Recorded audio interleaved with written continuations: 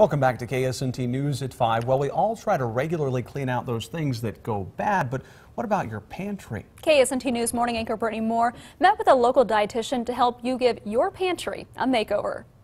Tonight, we want to know, how often do you clean out your pantry? Once a year. Once a week? Year. Once a year?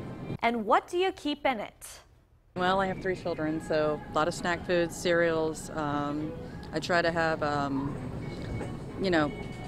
barbecue sauce, mayonnaise, things of that nature. Get rid of those tempting foods, because what you have in the kitchen is what you're going to reach for when you're hungry. A good reference to start with is the nationally known My Plate. And trying to fill your pantry with foods that fit the My Plate or the healthy food groups and are going to provide you nutrition. So things like the chips and the snack cakes, they're not going to fill you up, they're not going to be sustaining energy, and they're going to provide little to no nutrition.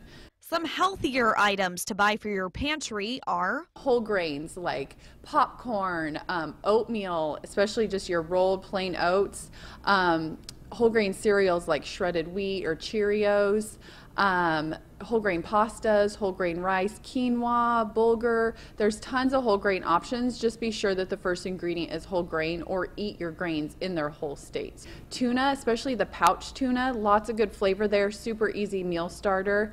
Also canned tuna, canned salmon are great options as well. Great way to get your omega-3s that are good for heart health. Health experts also boast the nutritional value of canned and preserved vegetables and fruit, as long as you watch out for the sodium and sugar. Research shows that canned vegetables are just as nutritious as fresh. The nutrients are kind of locked in. Dried fruit is another good option. However, again, you want to make sure that it doesn't have that added sugar. As far as the date on canned food items, most are best by dates, meaning the longer you have them does not usually mean there's a food safety risk, maybe just less quality and taste.